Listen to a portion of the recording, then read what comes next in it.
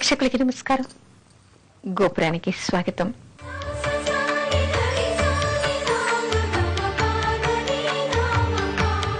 రేగు చెట్టును ఎందుకు పూజిస్తారు? అదేమిటండి, ఎవరైనా రేగు చెట్టును పూజిస్తారా? మేమెక్కడా చూడలేదు అనేటువంటి సందేహం చాలా మందికి కలగవచ్చు. మన సాంప్రదాయాల్లో ఉన్నటువంటి ఎన్నో విషయాలు మరుగున పడిపోయాయి. చాలా మందికి ఈ రోజుల్లో అసలు తెలియటం లేదు. అయితే రేగు చెట్టును ఎప్పుడూ అందరూ పూజించరు, కానీ కొన్ని సందర్భాల్లో మాత్రమే రేగు చెట్టుని పూజించేటువంటి విషయం మనకి సాంప్రదాయాల్లో కనిపిస్తోంది. అదేమిటి అంటే, పెళ్లి కానిటువంటి అమ్మాయిలు, తర్వాత కొంతమందికి వైధవ్య యోగం ఉన్నటువంటి అమ్మాయిలు, ద్వితీయ వివాహం అవుతుంది అని దైవజ్ఞులు చెప్పినటువంటి అమ్మాయిలు కొంతమందికి ఒక నెల రోజుల పాటు మేడి చెట్టుకి, ఆ తర్వాత తులసి చెట్టుకి, అదేవిధంగా రేగు చెట్టుకి కూడా పూజ చేయమని చెప్తారు. రేగు చెట్టు మొదట్లో పూజ చేసిన తర్వాత వాళ్ళు చేసుకునేటువంటి పరిహారాలు కూడా చేసుకోవచ్చు అనేటువంటి విషయాన్ని చెప్తారు. రేగు చెట్టుకు ఇలాంటి ప్రత్యేకత ఎందుకు వచ్చింది, రేగు చెట్టులో ఉన్నటువంటి ప్రత్యేకమైనటువంటి గుణాలు ఏమిటి అనేటువంటి విషయాన్ని కూడా మనం తెలుసుకోవాలి. ఒకప్పుడు బదిరీలో నారాయణులు తపస్సు చేస్తూ ఉండేవాళ్ళుట. తపస్సు చేస్తున్నప్పుడు వాళ్ళ తపస్సు కాలంలో రోజు ఒక రేగు పండును మాత్రమే వాళ్ళు ఆహారంగా తీసుకుని ఈ తపస్సు చేశారు అనేటువంటి విషయం చెప్తారు. అయితే వాళ్ళ తపస్సు జరుగుతున్నప్పుడు ఈ పండును వాళ్ళు ఆహారంగా తీసుకున్నారు కాబట్టి ఆ చెట్టును నారాయణమూర్తి ఆశీర్వదించట. దాన్ని ఎవరు తిన్నాను, దాన్ని ఎవరు ఉపయోగించుకున్నా కూడా వాడికి మేలు జరుగుతుంది అనేటువంటి ఆశీర్వచనం ఉంది. అందుకని రేగు చెట్టుకి బదరీ వృక్షం, బదరీ ఫలం అని రేగు పండుకి పేరు. అందుకని బదరి అంటే ఇక్కడ ఏమిటి, నారాయణమూర్తి ఆశీర్వచనం పొందినటువంటిది అని మనం ఆధ్యాత్మికంగా చెప్పుకుంటాం. అందుకని నారాయణ ఆశీర్వచనం ఉంది కాబట్టి, నారాయణ అంశ అందులో ఉంది కాబట్టి ఆ చెట్టుకు పూజించడం వల్ల కూడా విశేషమైనటువంటి ఉపయోగాలు ఉన్నాయి అనేటువంటి విషయాన్ని మనకి ఆధ్యాత్మికంగా చెప్తారు. కాకపోతే మనం వినాయక చవితి రోజు రేగుపత్రితో కూడా మనం వినాయకుణ్ణి పూజిస్తాం. రేగుపత్రితో వినాయకుణ్ణి పూజించడం ఎందుకు అంటే, దీని వెనుక వైద్య సంకేతాలు మనకి అనేకంగా కనిపిస్తాయి. ఏమిటంటే, ఈ చెట్టుకి పూజించడం వల్ల ఈ చెట్టు లోపల ఉన్నటువంటి గింజల్లో ఎంతో శక్తి ఉందిట.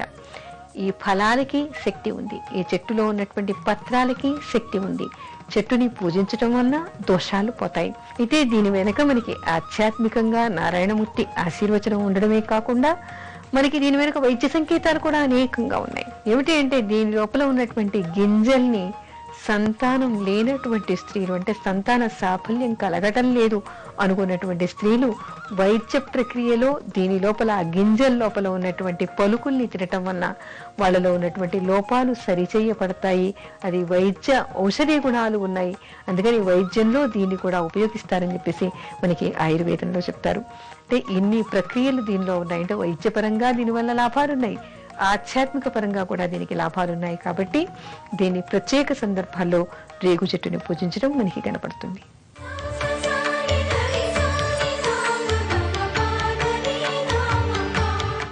రేగును ఎండాకాలం ఏ విధంగా ఉపయోగించుకోవాలి? రేగుతో కేవలం పూజలు చేయటం మాత్రమేనా?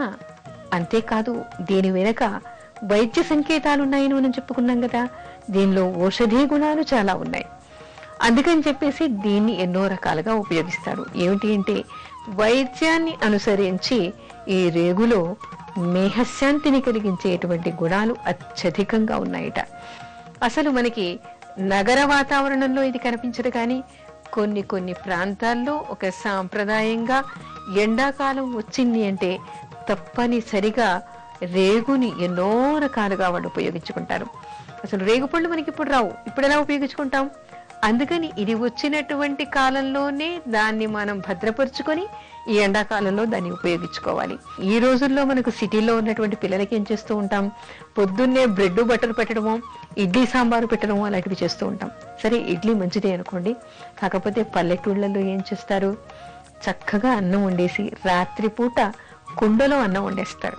ఎందుకు అంటే, పిల్లలకి గ్రీష్మ తాపం వల్ల సెగ్గడ్డలు రావడం, అమ్మవారు రావడం, తట్టు రావడం, అతిసార వ్యాధి రావడం, ఇలాంటివన్నీ వస్తూ ఉంటాయి.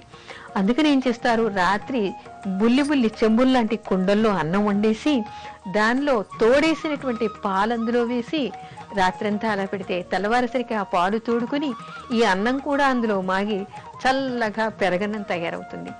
పొద్దున్నే పిల్లలకి బ్రేక్ఫాస్ట్ లాగా రేగుపళ్ళ పచ్చడి నంచుకుని ఈ పెరగన్నం తినమని చెప్తారు.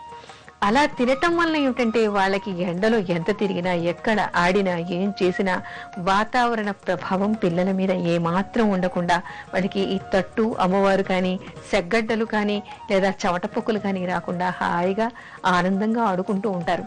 అయితే పచ్చడి ఒకటే చేస్తారా? అదే కాదు, ఈ రేగుపళ్ళని ఏం చేస్తారంటే మనకి భద్రపరుచుకునే కాలంలో, జనవరి కాలంలో మనకి బాగా వస్తాయి. మాఘమాసంలో వచ్చినటువంటి ఈ రేగుపళ్ళు బాగా పండినటువంటి పళ్ళల్లోని తొక్కను తీసేసి, అంటే లోపల ఉన్న గింజను తీసేసి తొక్కను చక్కగా తుడిచేసి బాగా ఆరపెడతారు.